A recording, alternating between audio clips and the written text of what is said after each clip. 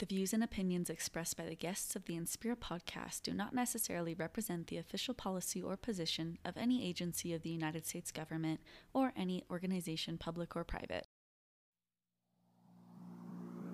1, 2, 3, 4. Welcome to the Inspira Podcast, hosted by your girl, me, Erika Mueller Chen. I'm an international development specialist with over a decade of experience leveraging the amazing power of sport to promote peace and positive social impact. My career has allowed me to live in Europe, Southern Africa, and Latin America. In 2022, I accepted an offer for my dream job in sports diplomacy. And I also became an employee family member to a U.S. diplomat, aka an EFM. This podcast is all about inspiration and career advice. Each episode, I'll interview an inspirational global changemaker working in sport for development, social impact, or the diplomatic service. This series is perfect if you have interest in breaking into one of these sectors, or you've already landed that dream role and are keen to learn from thought leaders. Enjoy today's episode and stay inspired. Someone working, let's say, in the trafficking field didn't necessarily come from, that background, right? Someone who works with refugees now didn't necessarily come from that background. So why should it be that people working in sport, they have to be a sports person? There's that thing about sport where, it's seen as, you have to be good at sports to work in sport. I just don't agree with that. I think that just closes things off for people. I think, we have to sort of encourage people from other fields to come and join this sport development movement. Welcome, friends. Today's guest is Luke Chua. Luke is from Sarawak, Malaysia. He is currently a monitoring, evaluation, and learning practitioner, aka MEL, in the counter-trafficking field. His academic background is in sports science and sociology. He's hugely interested in the realities of migrant and displaced populations in Southeast Asia and its social and political dimensions. So really excited to speak with you, Luke, and I do like to start each episode with a little reason of why the guest inspires me today.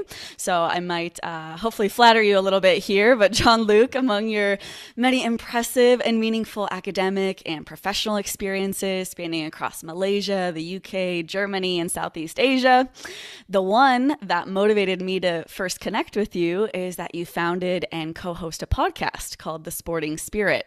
And through the Sporting Spirit, you've examined timely issues in sport that polarize public opinion with a focus on its social and political dimensions.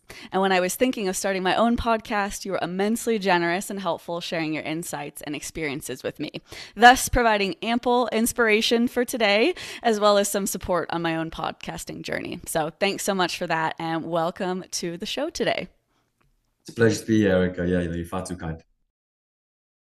I'm wondering if you can help set the stage by educating us a little bit on Malaysia, whether it's historical or cultural context that might be helpful as we move forward in the conversation.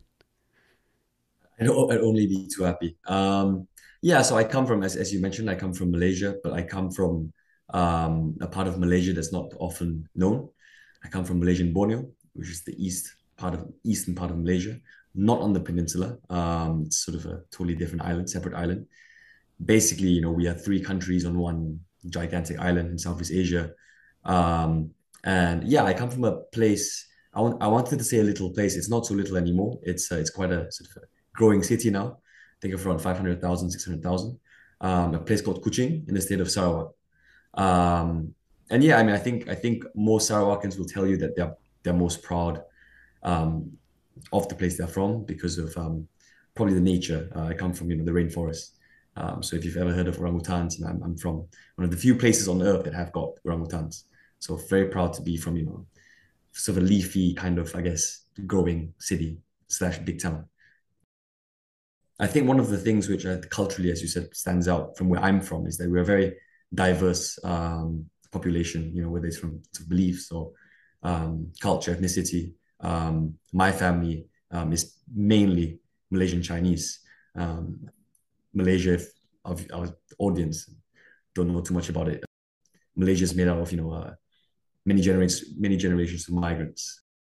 And so, my heritage is, sort of Chinese. But then, we've got a lot of, indigenous people, where I'm from, Malay people as well, also Indian. So, really, really nice sort of, I'd say, melting pot of cultures, beliefs, ethnicities. Quite a unique place to grow up in, I think. And it really sets you up, I think, for life.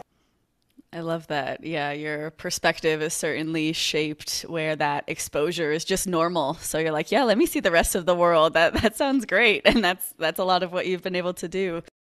John Luke, if you can rewind a little bit and describe some of your career trajectory, how you got to be in this current chapter of your career, and perhaps if you had a North Star throughout that time.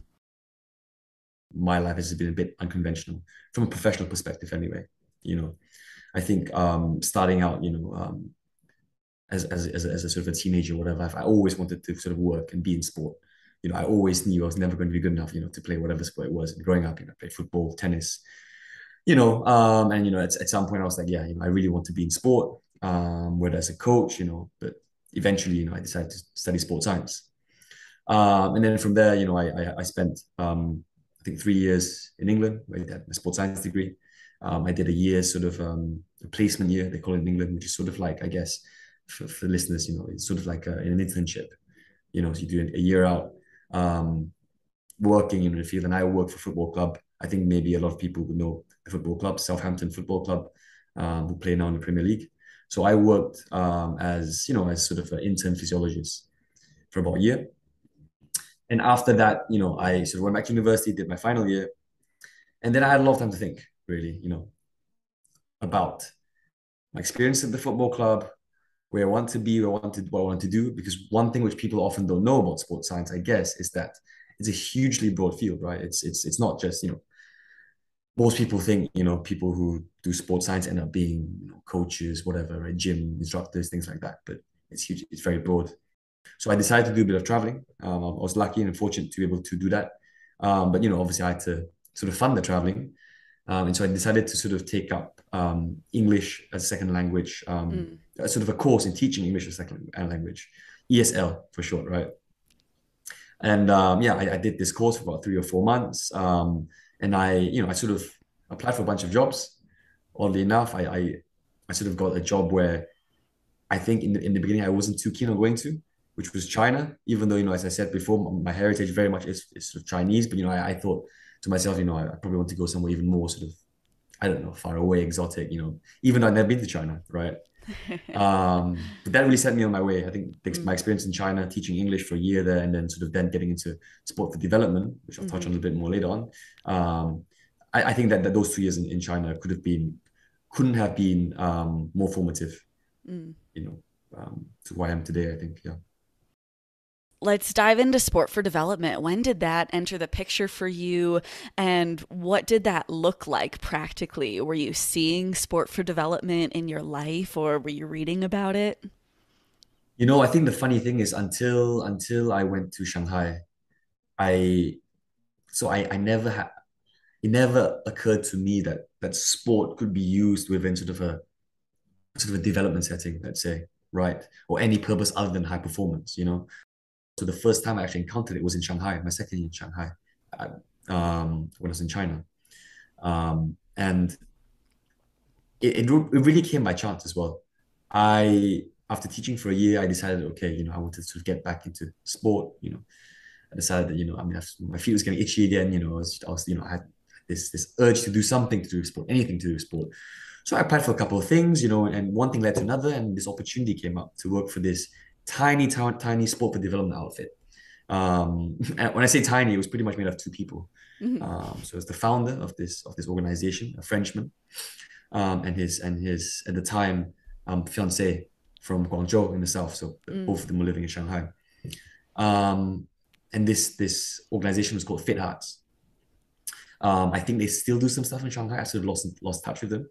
It's been about 5 or 6 years, but at the time they were a tiny sort of organization, and they set out basically to deliver physical education and sort of support programs for children with migrant backgrounds but not sort of migrant backgrounds as we think of it. It's so, and Erica, you know this in many parts of China, in fact, in many parts of the developing world, right, or the global South, you get these economic migrants who move sort of between state to state, in big countries, places like India and China.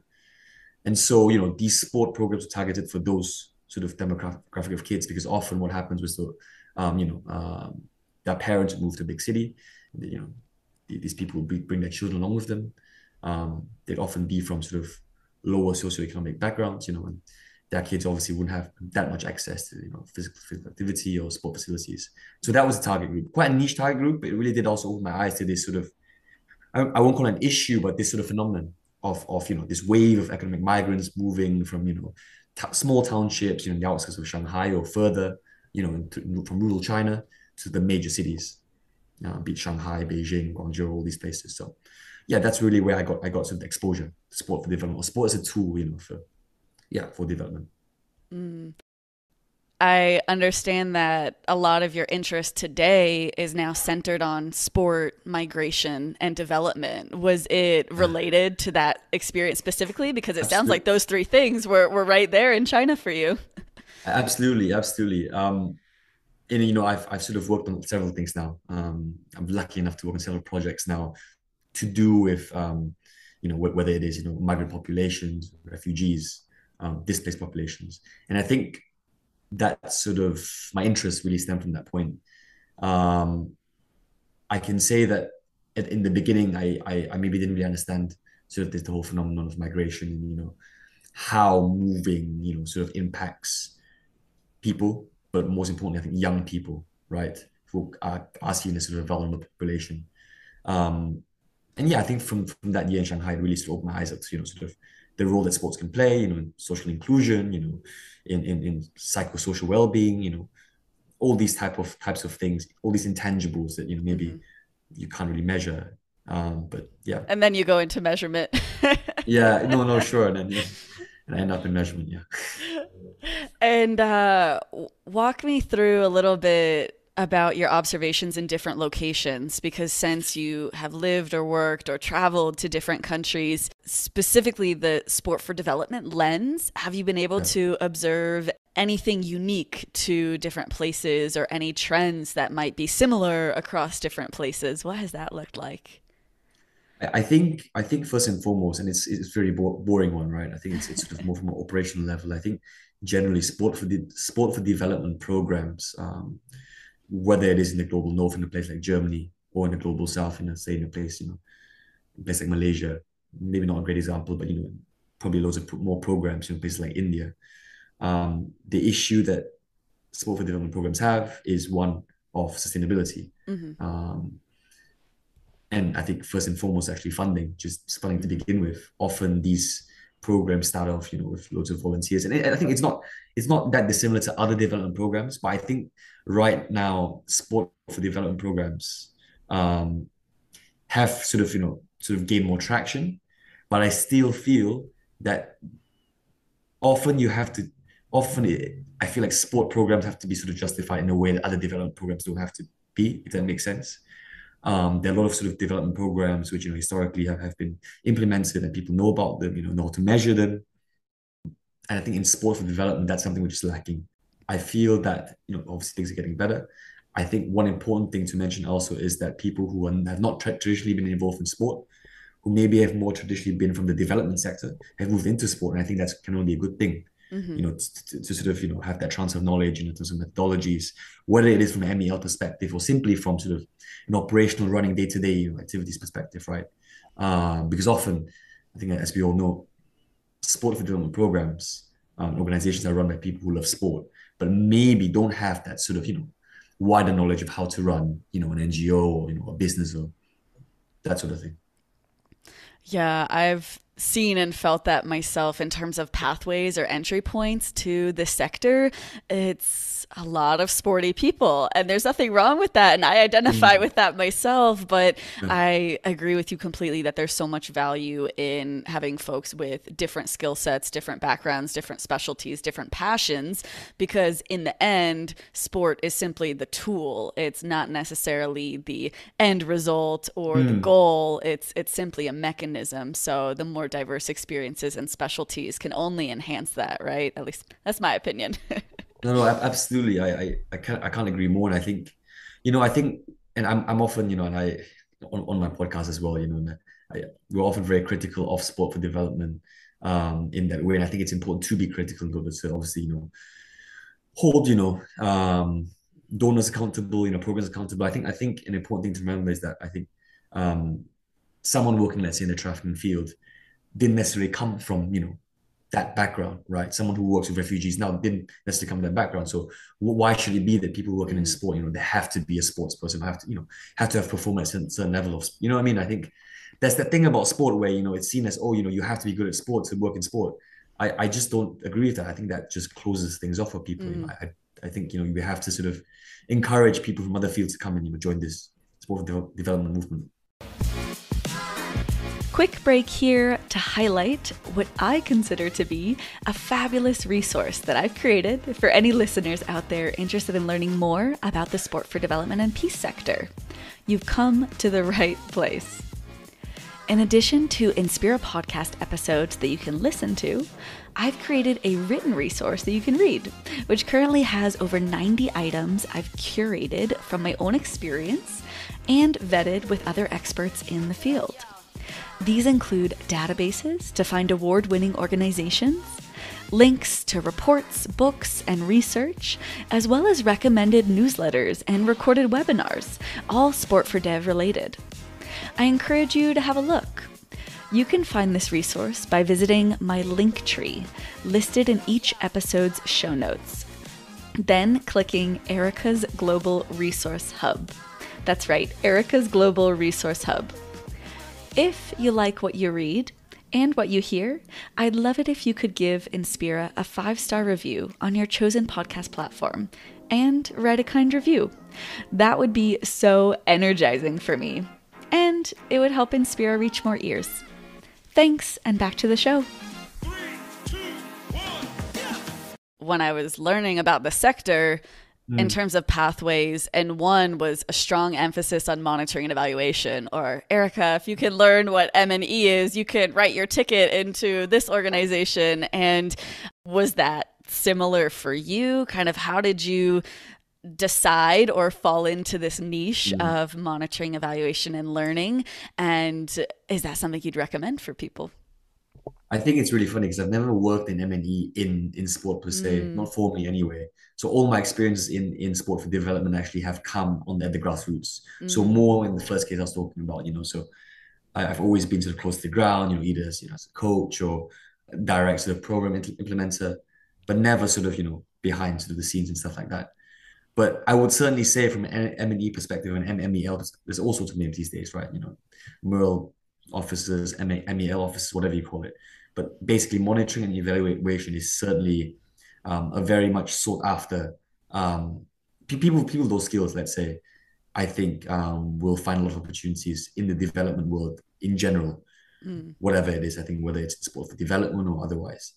So I certainly say, yeah, if that's something which interests you, if you've got an interest in, if you've got some knowledge of measurement, if you're into, you don't necessarily have to be, a pro at SPSS or STADA or whatever, but if you got interested in sort of the more methodological aspects of programs, I think you should give it a shot. I think one thing that people also maybe sometimes don't realize is that MEL or monitoring and evaluation goes so much. It's so much more than just measuring the number of activities you've put out, because at the end of the day, before you set up your work plan, you've got to have quite a good understanding of M&E and how you're going to track the activities you implement.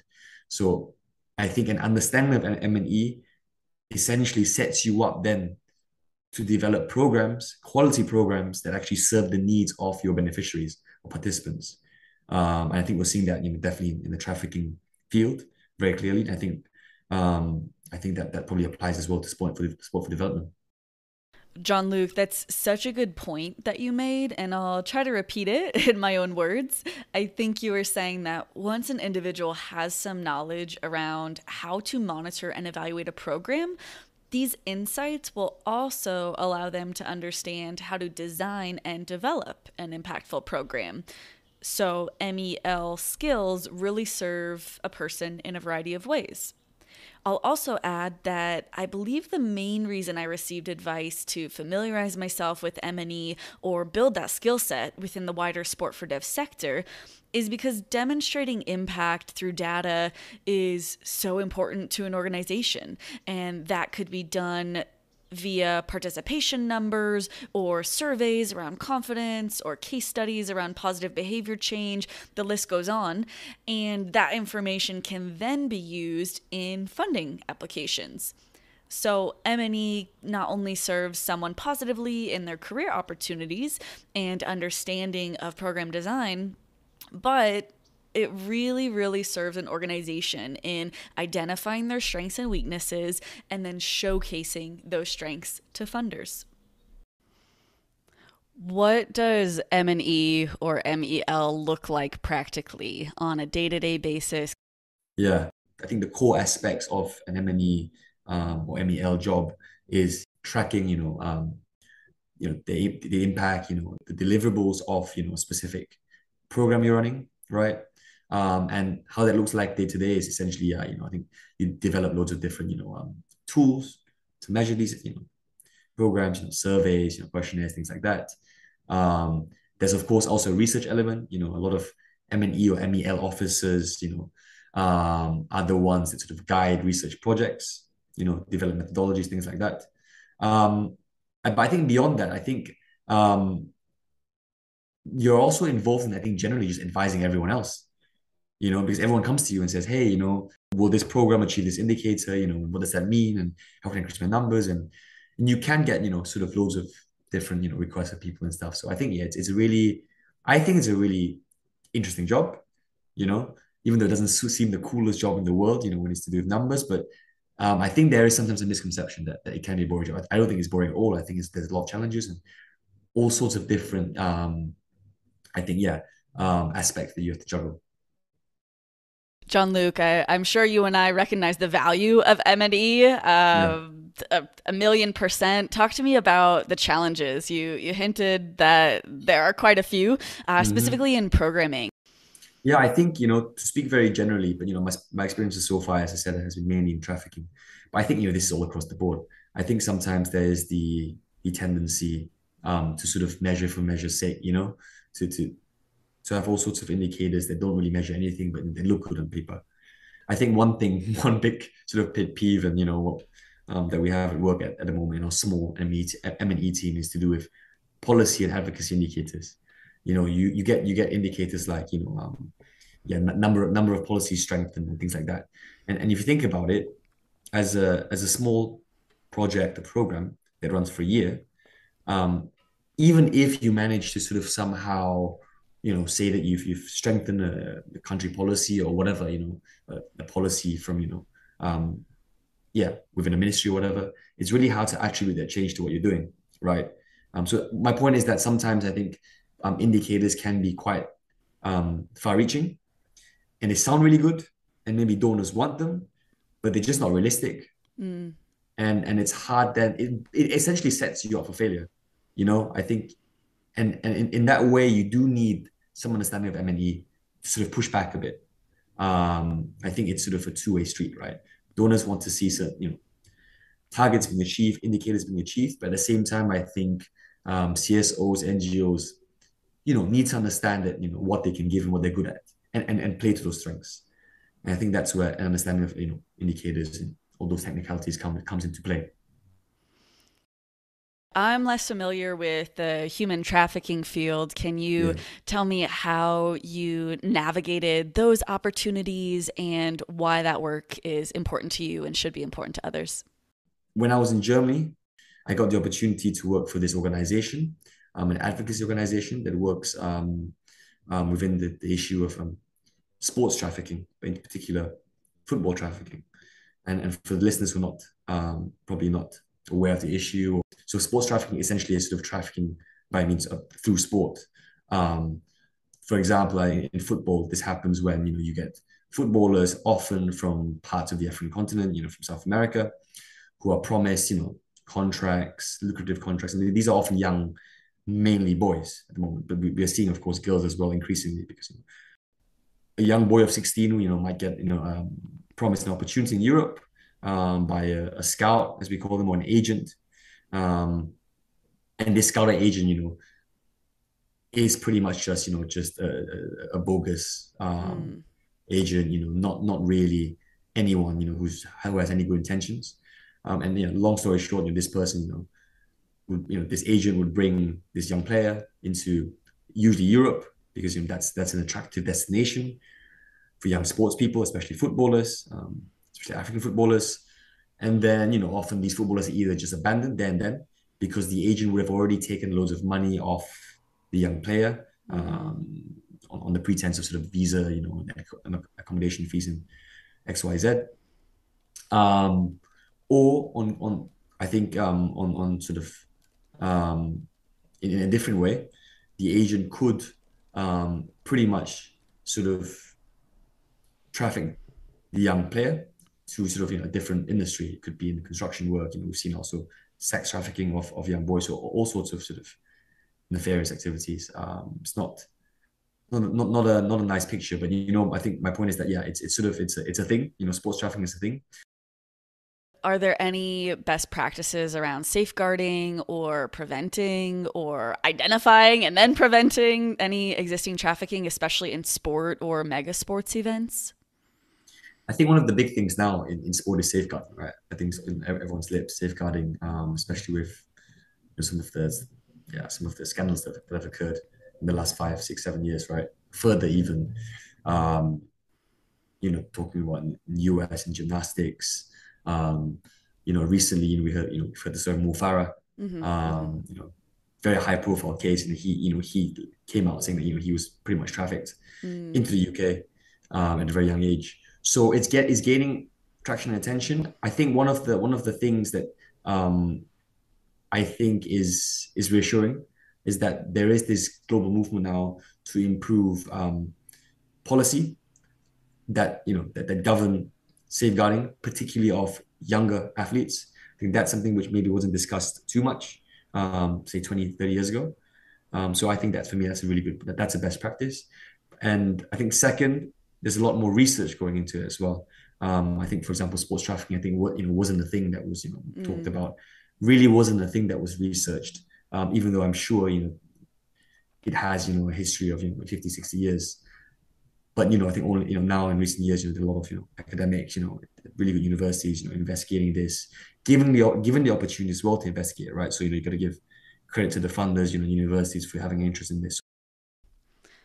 I'd love to talk a little bit more about international aid specifically, and I imagine your experiences have also been unique and colorful working across different locations, whether you were involved with aid or not in those moments. Can you describe what international aid is, some of the benefits, and perhaps some of the drawbacks? Yeah, I think to put it in a nutshell, I think international aid essentially is, often, a richer country, a more developed country, giving money, giving expertise, giving resources to, let's say, a less developed country. But that's a very, very, very, that's the most simplistic sort of notion of international aid. I think one important thing maybe for listeners to sort of keep in mind is that, international aid is never a one-way process or agreement. It's never, just donor to beneficiary. It doesn't just benefit one party. It's often, there are many levels of it. It can be very political, can be very economic. So, they're sort of different elements of it. But I think in a nutshell, international aid essentially is, a big country giving money to a smaller country, let's say. And what are some of the fields of thought around aid in terms of whether it works or maybe some of the gaps that are still left or even that it might create?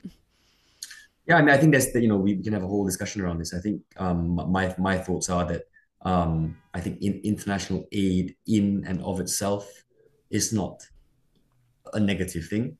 I think that there are a lot of positives that can be had from it if the intentions are right, if if you have good people and programs and things, and often you do, right? For me, I think one thing to remember is that because at the most fundamental level, international aid is it is often a global north country delivering aid to global south country. There's an obvious and very clear power dynamic that is created. This is covered by academics and for over the last decades. It's been sort of a big topic of conversation. I think at the moment one of the key issues is that a lot of the countries who've traditionally received a lot of aid, and I'm going to use sort of a Southeast Asian context, just because I'm here and I don't know much otherwise, right? So a country like Cambodia, for example, who receives, I think, whose national income is pretty much, I think, 20 or 30% made up of international aid, which is a crazy amount if you think about it, right? Mm. The national income coming from 30% of international aid. Um, they are facing issues, sort of, they've been facing issues over the last couple of years in terms of sustainability and legacy planning, because, obviously donors, eventually want to leave something in place. That's the aim anyway. But at the same time, when a country's system has been so reliant on a certain way of working for 30 years, it's very hard to sort of, just slowly, leave or sort of put something in place, which is independent of aid. In many ways, that can have detrimental effects. So that's something which I think to consider, sustainability of international aid. There are a lot of topics to be had, but I think fundamentally, for me, the biggest concern is that the the beneficiaries of programs, the participants of programs, are the center of attention, and we don't Hmm. get distracted by all the other noise. I think that's the most important, I think, takeaway really. And yeah, just my experience of working briefly in this field. Yeah, what you were mentioning around power dynamics and power structures is something I jotted down right before you said it, and it just caught me on the same wavelength because I have seen and have learned how embedded unequal power structures function in support for development, in aid, and particularly can take shape with even M&E expectations or requirements, right? Like Hmm. Hmm. if a funder has really strict reporting requirements, I'm wondering if you've seen anything kind of flip that on its head. Some things that I've listened to recently on some like nonprofit podcasts talk about trust-based partnerships. They talk about unrestricted funds and they talk about less burdensome reporting requirements. Do you feel like those types of things or even other things can start to unpack or level out the power structures? Yeah, I think there are a few things you mentioned there, but I think one thing which in my organization people talk about now is sort of co-design. So where donors work in partnership, in close partnership, not just with the program implementers, but also with the participants slash beneficiaries, right? Say on our programs on trafficking, working closely with survivors to know exactly what they want out of a program, and how it best fulfills their needs and wants. I think that's really crucial. And it's a very simple thing, but often because these top level decisions, these decisions get made in offices in DC, in Brussels, I guess it's hard for people to understand, right? But fundamentally, I think that's the whole point. That's the purpose of the work, to meet the needs of whoever your target group is. And you mentioned before sort of less burdensome reporting. I think that's very important. Coming from an ME perspective, I've worked at really really small organizations who just simply have had no capacity, um, and maybe no knowledge around what is needed in terms of reporting, what is needed before you submit an application for a grant or a piece of funding or things like that. Whereas now I work in a much bigger sort of organization where M&E is very much it's set into the system, as you said, it's embedded into the system, and it's sort of like clockwork, right? It's a certain time of month or a certain time of year that the reporting, the templates, everything's easy. But I think even from my position now of having access to all these templates and the resources, and just sort of just writing them up, in half a day or so, it still can be a complex process. So I'm thinking, if it's complex for us, it must just be like a challenge for organizations, at grassroots levels who are doing so good work, but are being judged for the ability to fill out 5 pages of paperwork. Yeah, I would imagine it just creates these barriers to access aid or to access partnerships. And I even remember one of the episodes on the sporting spirit with Nora was about how you could think that you need a PhD in order to submit a funding Mm. proposal and in order to receive it, just because of how many logistical hoops are set up for a person or an organization to access some sort of support. So yeah, tell me more about Sporting Spirit. How has that experience been starting the podcast, and what the scope of those conversations have been for anyone who's maybe looking for a new podcast to listen to? Yeah, I mean we've been off, we've been sort of off the recording now for about, I think, coming up to a year, which is a long time. But just loads of things have changed, for myself and for my co-host Carl and the rest of the small team. But I think essentially the podcast is about, is vaguely about sports, and it's about where sports and politics intertwine. It's about things that are not, I guess, or less discussed, in mass media. It's about having, it's about critical eye, casting critical eye on issues, in sport that, many people take for granted. So yeah, for example, I think Erika mentioned, sometimes we also speak to people, on the ground. We spoke to a really lovely woman called Nora, listening to her experiences and in the field, and her growth over the years, and her perspectives of working in different countries.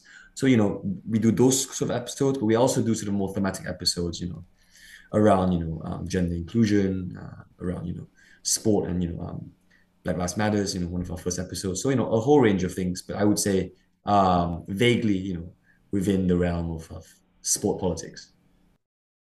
I'm wondering if there have been any trends or revelations that you or your co host Carl have had from those conversations that perhaps you weren't expecting when you set out on this podcast journey. I guess one of the things, and it's funny, right, talking about it. One of the things which caught us is that a lot of the people who we spoke to didn't necessarily love sports to begin with. And because myself and Carl, we love sport, right, so much. And Carl is like an encyclopedia of sport, and he's insane. But I think it's funny because we sort of, in the first couple of episodes, where this final question where we asked someone, what's your favorite sports team, and often they'd be like, well, I'm not really into sport, and that sort of caught us by surprise. And I think that feeds into my point of of sport for development, but just sports in general is a field where I think is, I think, inherently, or can inherently be quite inclusive. Just because you're not into sport doesn't mean that you can't work in sport, right? Because you've got so many other skills that seem a good fit. So I think that's something which I think, I don't know if you call it a trend, but I think it's something which definitely took us a bit. Because you've been facilitating so many of those conversations about really the power of sport and how it looks in different settings, what's your take on the good and bad, high level? Kind of where do you stand as of today? Yeah, I mean, I think inherent. I think, yeah. I think naturally, I'm always inclined to say, I believe, in the good that sport can do, and the benefits it can bring. Um, and I think that's something which, yeah, I always advocate for, right? But at the same time, I think in this moment in time, um, with everything that's going on around the world, whether it's politically or economically, environmentally, whatever, I think we're at a point where I think sport could very much sort of drift off into being just this ultra capitalized commodity, like everything else, and follow that trend, and even the good parts, and we talk about, for example, I don't know, having, for example, having more female sportsmen, gaining, sort of, attention on the world, more opportunities for women, XYZ, things like this. But then, I think the conversation gets lost when we only focus on the elite, and we sort of lose focus of, what the actual movement means, right? The grassroots. When we get too caught up in Nike advertisements, and things like that, and we forget that, the real point is to sort of move the 99% of people, probably, and sort of make sports useful for them, but not just for the elite. I think that's where sort of I think we're sort of at a point in time where it could easily go either way, in my opinion. There are a lot of hard conversations and things that have to be had around those topics. I personally, right now, I feel I would have to say slightly pessimistic, but I am a perpetual optimist, so I always see the good, in a situation. And before we transition into some more fun questions, if you will, is there anything from your career experiences that we haven't talked about yet that you wanted to chat about?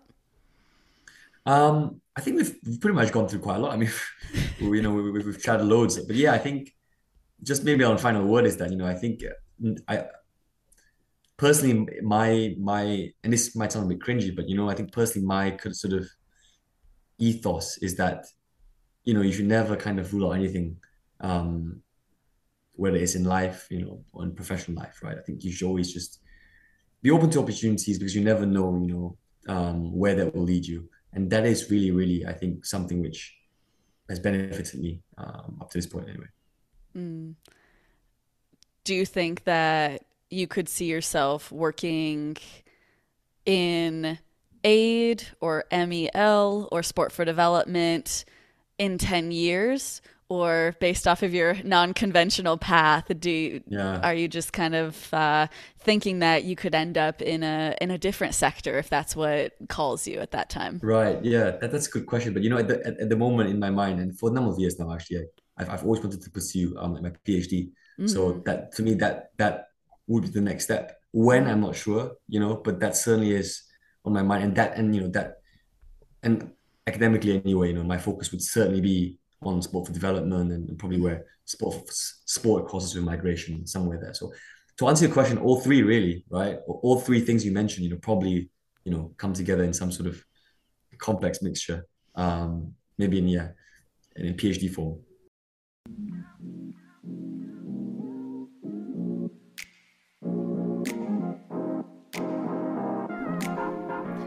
Now that we know more about our guest's career journey, the rest of our conversation will allow us to have some fun and get to know our guest on a personal level through some rapid fire questions.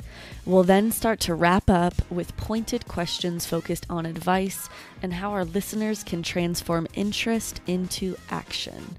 Enjoy the rest of the conversation.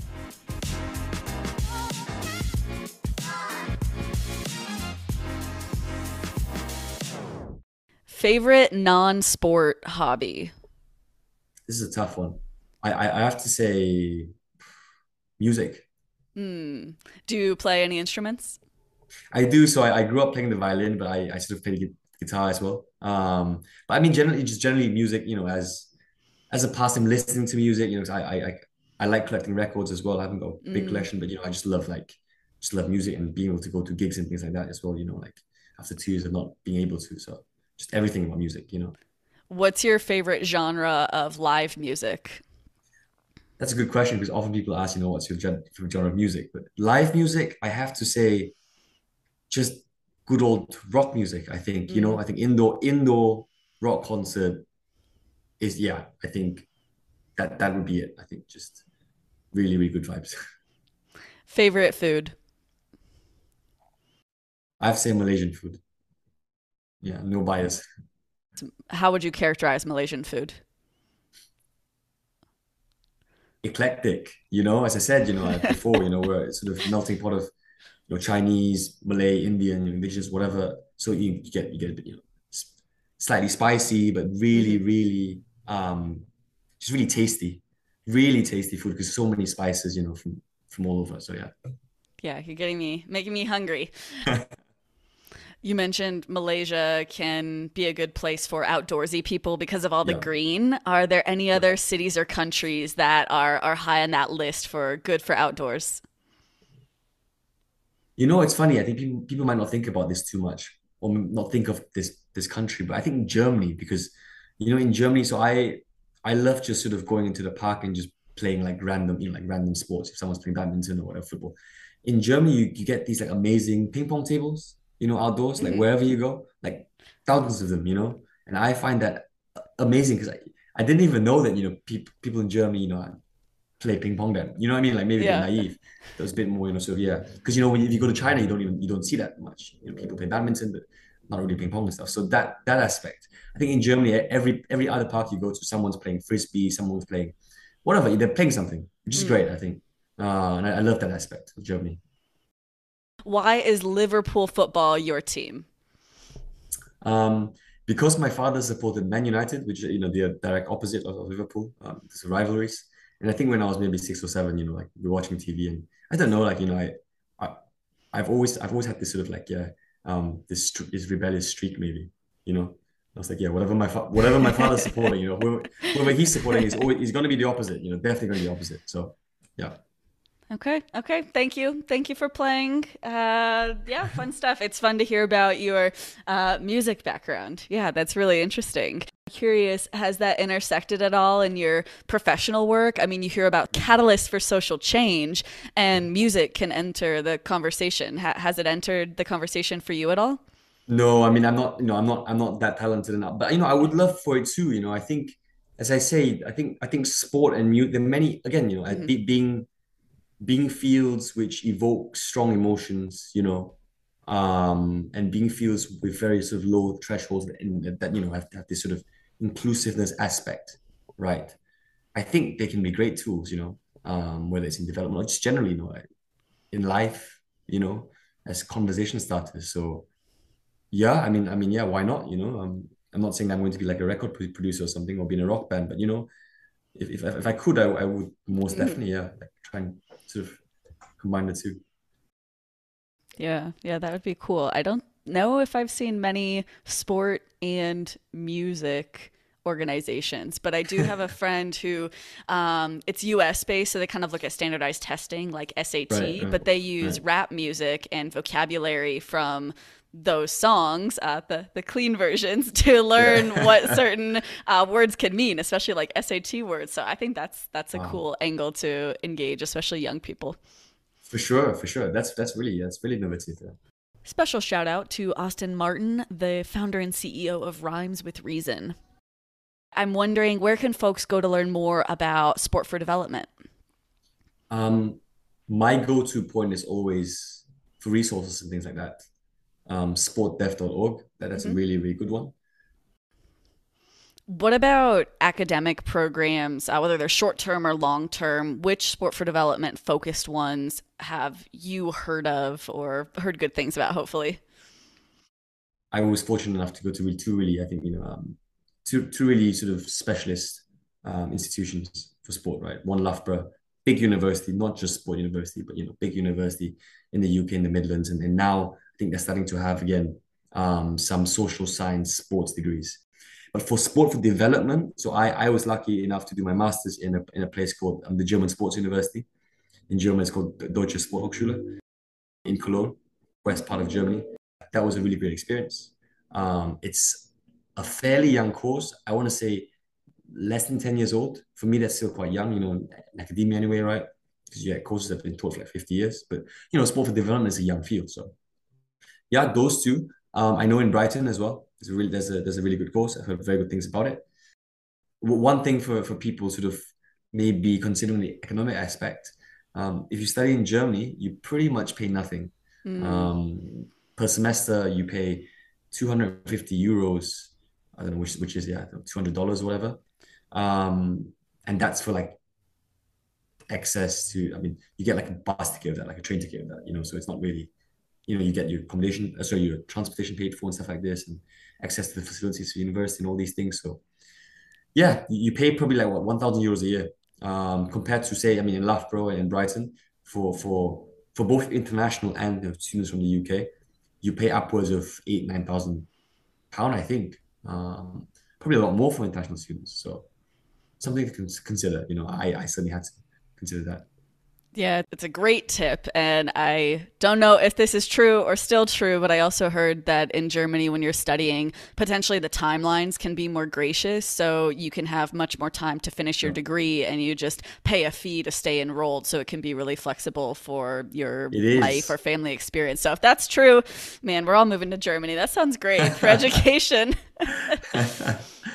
No, definitely. I mean, some people actually abuse that system and actually just like sort of stay on for ages, right? Which is hilarious because you see a guy who, like in 5 years later, he's still like in his like final year of his master's degree. But Yeah. I'm sure your experience was specific to just you working, I think you said Southampton Football Club, right? yeah, As yeah. an internship. Are there any tips you have for folks who want to intern at a football club? I think one good way is to start off grassroots level, to start off your local club. I think it's good to have big ambitions, to want to work for a Premier League club or, want to work for big, NBA team or whatever it is, right? But to start off where you are locally and contribute there and sort of, yeah, find your feet from that level. And, you will be rewarded. And I think in every sort of line of work, but especially in sport, that's where, you really, really, gain experiences and skills. Any other pieces of advice for folks interested in breaking into sport for development?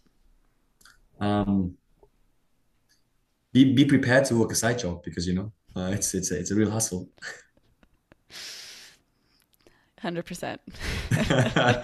Or just start a podcast about it if you Or just can. start a podcast, yeah, and just exactly. John Luke, how can our audience support you or your work moving forward? Um, I mean, if you're interested about what I talked about today, and I think particularly about the podcast, the Sporting Spirit podcast, feel free to, yeah, have a listen.